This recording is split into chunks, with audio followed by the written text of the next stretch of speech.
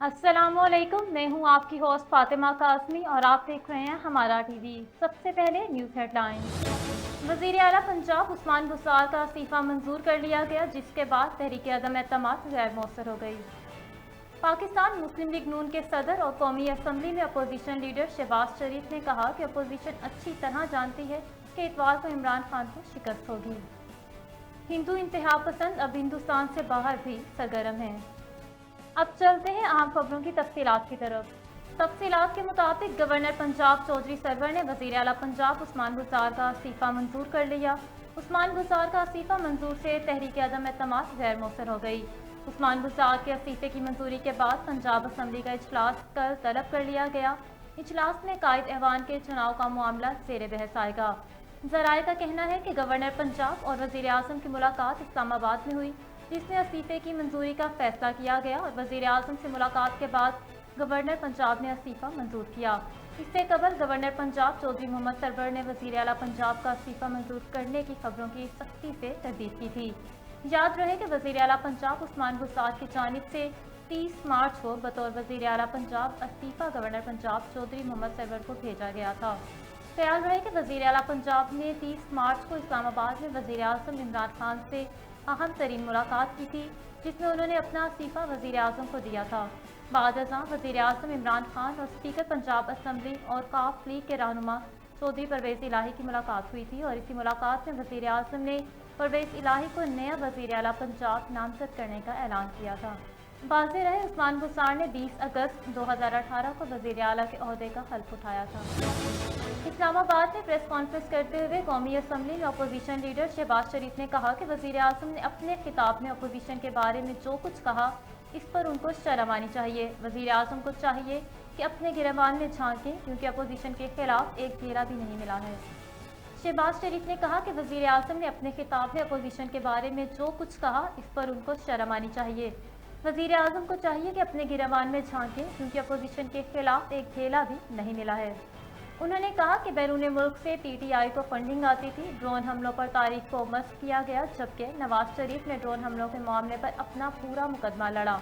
शहबाज शरीफ ने कहा कि बैरूनी ताल्लुकात का इमरान खान ने बेड़ा गर्क कर दिया। चीन हमारा अच्छा दोस्त है, लेकिन चीन और सीपैक के खिलाफ परवेज़ खटक, असद उमर और इमरान खान ने बदकलामी की। शहबाज शरीफ ने कहा कि हुकूमत की जानिब से इत्तेहादियों को कई दाने फेंके गए, लेकिन अपोजिशन ने इत्तेहाद और इत्तफाक का मुजाहिरा किया।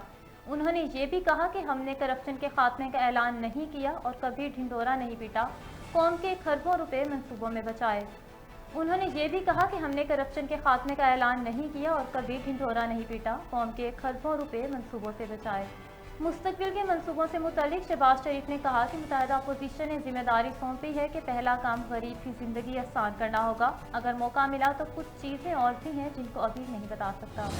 भारत में तो इंतहा पसंद हिंदुओं की बदमाशियाँ आम हो चुकी हैं और अब ये इंतहा पसंद भारत से बाहर सरगर्म हो गए हैं। बहरीन के एक होटल में भारतीय मैनेजर ने बाहिजाब खातून को दाखिल होने से रोक दिया। वाक़े की वीडियो सामने आने के बाद होटल को बंद कर दिया गया। हुकाम ने मामले की तहकीकात का आगाज़ कर दिया। सियाहती अदारों को मुल्की कावानीन की मुखालफत से बाज रहने को कहा गया। दूसरी जानिब होटल इंतज़ामिया ने मैनेजर को मुअत्तल करने का ऐलान कर दिया। वज़ीर आज़म का मुस्ताफ़ी होने से इनकार, मुकाबले का फैसला। वज़ीर आज़म इमरान खान ने कौम से खिताब करते हुए क्या कहा, आइए सुनते हैं।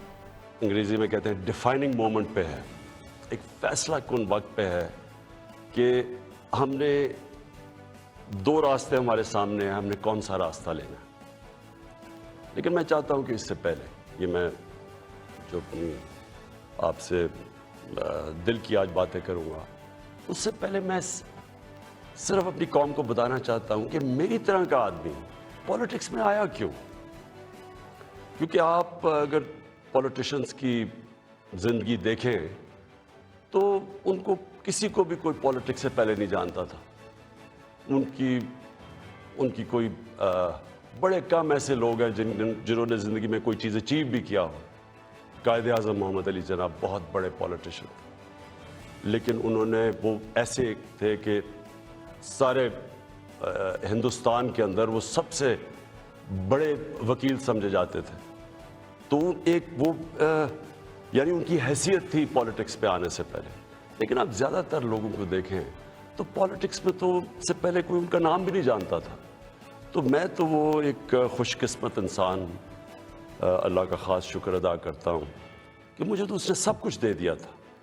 یعنی کوئی بھی شاید ہی کسی کو اتنی شہرت ملے، جتنا میری زندگی میں ضرورت تھی اتنا پیسہ میرے پاس تھا، سب کچھ تھا میرے پاس. یعنی آج بھی مجھے کوئی کسی چیز کی ضرورت نہیں ہے. اللہ مجھے سب کچھ دے بیٹھا ہے اور میں اس کا بڑا شکر گزار ہوں. دیکھیں، میں پاکستان کی پہلی جنریشن تھا. ہم وہ جنریشن تھے جو پہلے آزاد پاکستان میں پیدا ہوئے تھے. پاکستان میرے سے صرف 5 سال بڑا ہے. تو میرے ماں باپ جو تھے، میں بار بار لوگوں کو بتاتا ہوں، وہ ایک غلامی کے دور میں پیدا ہوئے تھے، وہ انگریز کے دور میں پیدا ہوئے تھے.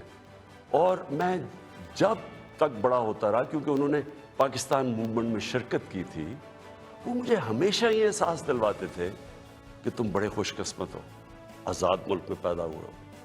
تمہیں نہیں پتا کہ جو بھی آپ کر لیں غلامی کیا ہوتی ہے، کیونکہ ایک سطح سے اوپر آپ جا ہی نہیں سکتے، کیونکہ اس کے اوپر آپ کے حکمران بیٹھے ہوئے تھے. تو ایک بڑا جو بھی خوددار لوگ تھے ان کو بڑا برا لگتا تھا یہ جو انگریز کی غلامی تھی.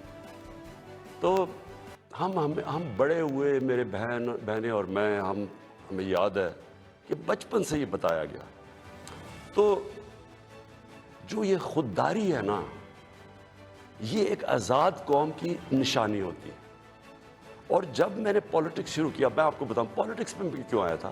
میں اس لیے آیا کہ میں ایک تو پالیٹکس کا اسٹوڈنٹ تھا. یونیورسٹیز میں میں نے پالیٹکس پڑھی ہوئی تھی، پاکستان کی اور دنیا کی پالیٹکس کے اوپر مجھے پتہ تھا، تاریخ کا پتہ تھا.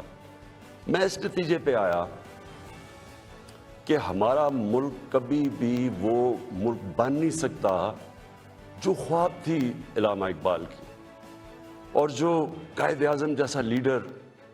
ہمارا ٹی وی سے فی الوقت اتنا ہی. مزید تفصیلات کے لیے دیکھتے رہیے ہمارا ٹی وی.